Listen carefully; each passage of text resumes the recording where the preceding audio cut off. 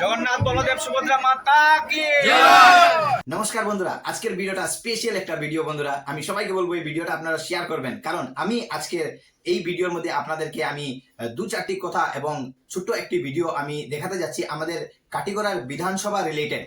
কারণ আজকের এই ভিডিওতে রয়েছেন বন্ধুরা, আমার ক্যামেরার ফ্রেমে রয়েছেন বর্তমানে আমাদের উত্তর করিমগঞ্জের বিধায়ক কমলাক্ষ দেবপ্রকাশ দত্ত। তাই বন্ধুরা আমি সবাইকে বলবো এই ভিডিওটা শেয়ার করবেন। আমাদের ম্যাক্সিমাম 70 to 80% জনগণের মুখ থেকে এটাই শোনা যায় যে আমাদের এখানে লোকাল নেতা কেন হয় না, লোকাল আমরা বিধায়ক কেন পাই না। এই কাটিগড়া বিধানসভা সমষ্টির মধ্যে আমরা এমএলএ ইলেকশনের সময় আমরা সেই কাটিগড়ার বাইরের সিটিজেন, বাইরের নাগরিক আমরা পাই কাটিগড়ার বিধায়ক প্রার্থী হিসাবে। আমাদের কাটিগড়ার মধ্যে একটা ইতিহাস হয়ে গেছে যে কাটিগড়ার বিধায়করা কাটিগড়ার বাইরের বাসিন্দা থাকেন, উনারা কাটিগড়ার থাকেন না। কিছু একটা পার্সেন্টেজ জনগণ রয়েছেন যারা মানে এটাই চাইছেন যে আমাদের কাটিগড়াতে লোকাল আমরা এমএলএ চাই বা লোকাল বিধায়ক চাই, লোকাল কেউ একজন হোক। তো বন্ধুরা, আজকের এই ভিডিওটা স্পেশালি তাদের জন্য যারা আপনারা চিন্তাধারা করছেন যে আমাদের কাটিগড়া বিধানসভা সমষ্টির মধ্যে আমাদের লোকাল বিধায়ক চাই।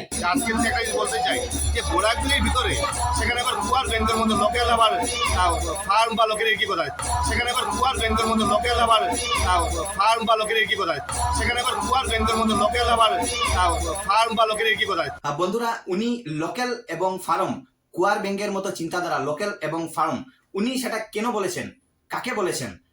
যারা লোকাল স্থানীয় যারা দাবিদার সেই বিধায়কের বা যারা লোকাল চিন্তাধারা করছেন, যারা আম জনগণ চিন্তাধারা করছেন, নিশ্চয় উনার কানে গেছে সেটা লোকাল, আমরা লোকাল বিধায়ক চাই, এরকম নিশ্চয় কিছু একটা গেছে উনার কানে, যার কারণে উনি এই কথাটা বলেছেন, আমার যেটা মনে হয়। কিন্তু আমি সেটা বুঝতে পারছি না উনি কাকে বলেছেন এই কথাটা। তো যাই হোক, আমরা তো নর্মালি এটা কিন্তু সত্যি আমাদের কাটিগড়াবাসী অনেক সময় চিন্তাধারা করে যে আমাদের লোকাল বিধায়ক চাই, আমরা কেউ একজন লোকাল থেকে চাই।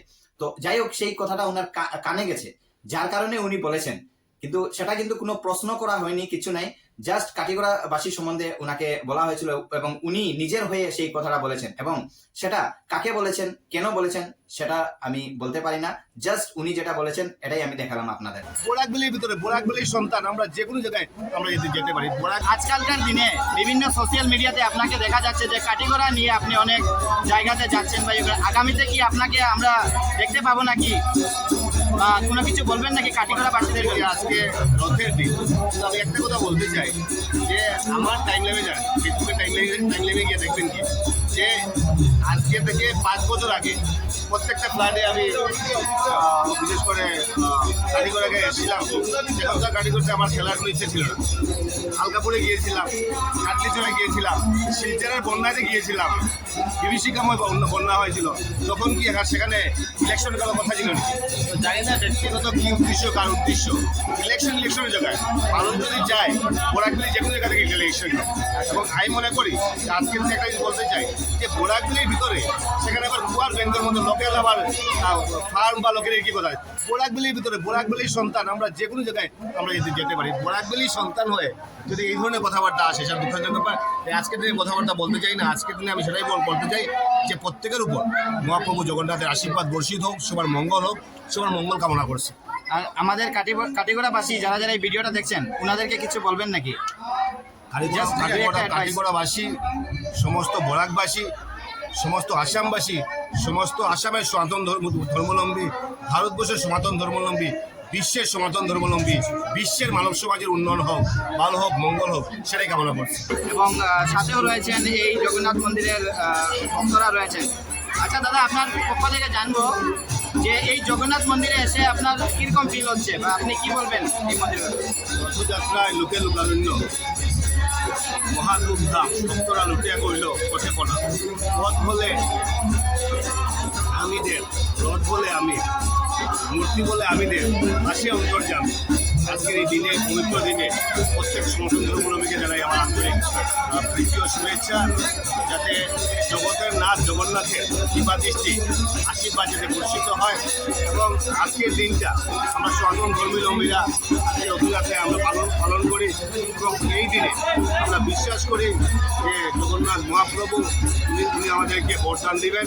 এবং আজকে আমরা আমাদের সভ্যতা সংস্কৃতির মতে আসলে কি হচ্ছে যে আজকে জগন্নাথ মহাপ্রভুর যে রথ, যেটা যে পুরী রথ প্রায় 206টা কাঠের টুকরো দিয়ে সেই রথ তৈরি হয় সমহারে। মানব দেহের গঠনটাও 206টা হাড্ডি থাকে। মানব দেহ এবং রথের সঙ্গে একটা সামঞ্জস্য একটা আছে। এবং বিশেষ করে উল্টো ফিরারতের বর্তমান উল্টা রথের পর সেই বিশেষ করে পুরীর রথ জগন্নাথ রথকে পুড়িয়ে দেওয়া হয়। মানব দেহ সেমভাবে যে মৃত্যুর পর অর্থাৎ দেহ ত্যাগের পর ভগবান যখন ত্যাগ করেন আমাদের দেহ, তারপর সেই দেহটাকে জ্বালিয়ে দেওয়া হয়। যেভাবে জগন্নাথের রথ ঘোড়ায় টানে, ওদের দড়ি যেভাবে ঘোড়া টানে, আমাদের মন সেইভাবে আজকে সেই মনটা আমাদের শরীরটাকে টানে। তাই বিশেষ করে আজকের এই দিনে এই বিশ্বাস করে যে মহাপ্রভুর আশীর্বাদ সবার উপর বর্ষিত হবে, সবার মঙ্গল হোক, সবার শুভকামনা হোক, সেই কামনা করি। তো বন্ধুরা, আমি আর বেশি কিছু বলবো না, ভিডিওটাও লম্বা করবো না। কালাইন জগন্নাথ মন্দিরে উনি এসেছিলেন, উনি যা বলেছেন সেটাই আমি তুলে ধরলাম। এবং ভিডিওটা দেখে আপনাদের কিরকম ফিল হয়েছে, কি আপনাদের পুরো মন্তব্য আমার কমেন্টে করবেন। বন্ধুরা, এই ভিডিওটা শেয়ার করবেন, লাইক কমেন্টও করবেন। Bye bye. জগন্নাথ বলদেব সুভদ্রা মাতা কি